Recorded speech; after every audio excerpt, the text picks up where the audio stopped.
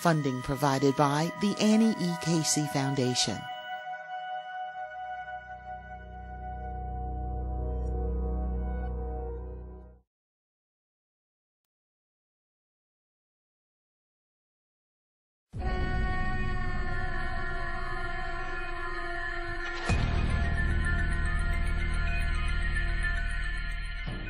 I'm the oldest of 10. My father is incarcerated. He has been since before I was born. My mother has been in and out of prison pretty much my entire life. She's on the right track right now. She's actually getting a lot of help and has started her own business. So there's hope. But essentially I'm the weight bearer of the family. I don't really remember too much of being a child. I was always in a parent role in my family. My grandmother was keeping all of us, and being the oldest, I have to always help out with the family. We never really talked about the pain of none of us having our fathers in our lives and how important it was to us, or the fact that our mother was, a drug addict and the effects of that. But we always cried together. There's so many things that I didn't know about my family that I know now. What has put me in that position to learn those things is that I became an advocate. I was in foster care. I entered foster care at the age of 13. Something about teenage years in our family. We're teenagers. But when you're under a microscope of a certain community, you tend to somehow get drafted into juvenile justice system so easily, child welfare system so easily. I don't think that's an accident necessarily. And it seems as though the system harvests children from black families.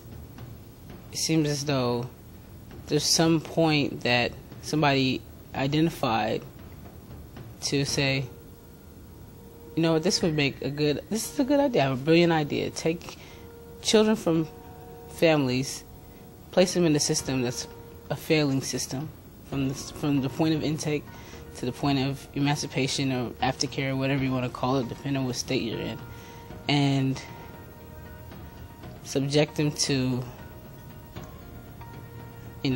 confusion, change their names, change their social security, change their culture, the way they dress, sort of assimilating them into society that they wouldn't necessarily have been in that form. I think the journey that I'm on, and that pain I carry with me. But we don't talk about that now. Now I'm supposed to be a professional. I'm supposed to be somebody who knows the work because I've lived it. We don't value young people, especially young people of color. We don't value them, their input. Everyone thinks that we are apathetic generation, that we just don't care, that we simply don't pay attention, regardless if they went through school, social work school, got an education, or they have something to say that's valuable. They have the actual insight that we need for the system to make change.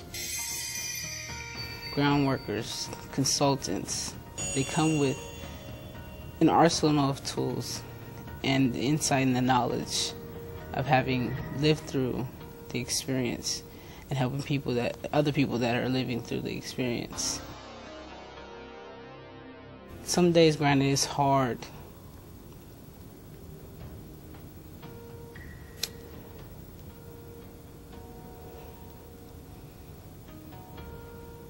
It's hard not to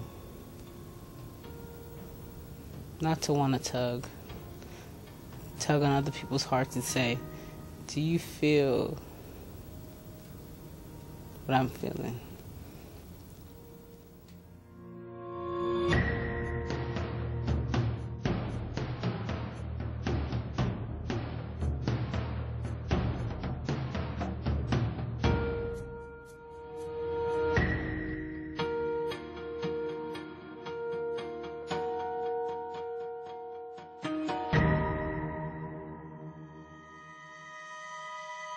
Funding provided by the Annie E. Casey Foundation.